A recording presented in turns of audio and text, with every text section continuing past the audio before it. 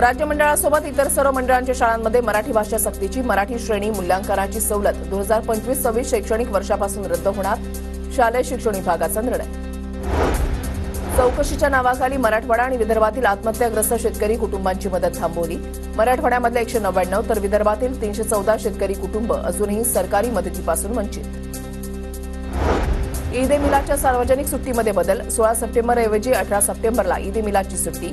राज्य सरकारकडून 18 सप्टेंबरला ईद ए मिलादची सुट्टी जाहीर.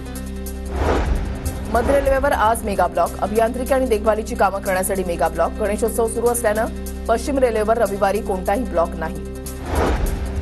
लोकलच्या फेऱ्यांची संख्या वाढणार. दर 2.5 मिनिटांनी मिळणार लोकल. रेल्वेमंत्री अश्विनी वैष्णव यांची माहिती. जळगावच्या सराफ बाजारामध्ये सोन्या चांदीच्या दरामध्ये सलग दुसऱ्या दिवशी वाढ. चांदीमध्ये 1600 तर सोन्याच्या दरामध्ये 200 रुपयांची वाढ. मुंबई आणि उपनगरामध्ये पावसाची हजेरी. परळ, दादर, सायन आणि माटुंगा परिसरात सकाळी पाऊस. गणेशोत्सवानिमित्त मध्य रेल्वेवर लोकलच्या 22 जादा फेऱ्या. सीएसएमटी ते ठाणे आणि कल्याण दरम्यान आज मध्यरात्रीपासून मंगळवारी रात्रीपर्यंत जादा फेऱ्या. ठाण्यामधल्या दिवा आणि भांडरली परिसरामधल्या कचराभूमी ठाणे पालिकेकडून बंद. कचऱ्याच्या ढिगाऱ्याची विल्हेवाट लावून जमीन पूर्ववत करण्यासाठी पालिकेच्या हालचाली. मध्य रेल्वेच्या 7 प्रमुख स्थानकांवरील फूड स्टॉल्सची जागा बदलण्याचा निर्णय. प्रवाशांना अधिक मोकळी जागा उपलब्ध करून देण्यासाठी मध्य रेल्वेचा उपक्रम. फूड स्टॉल्सची प्लॅटफॉर्मच्या टोकावर रवानगी. मुंबईकरांना नवरात्र उत्सव, दसरा आणि दिवाळीमध्ये महागाईचा फटका बसणार. किरकोळ बाजारामध्ये खाद्यतेलाचे दर लिटर मागे 10 ते 20 रुपयांनी वाढणार. म्हाडाच्या 2030 घरांसाठी आतापर्यंत 73,604 अर्ज. त्यापैकी 52,898 अर्जदारांकडून अनामत रकमेचा भरणा.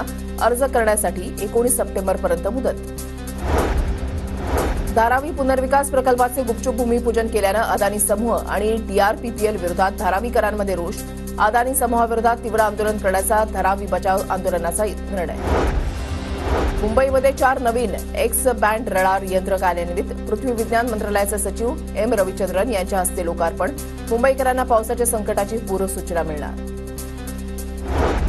राज्यातील सर्वच वयोगटातील नागरिकांमध्ये श्रवण आणि श्वसनाच्या समस्यांमध्ये वाढ.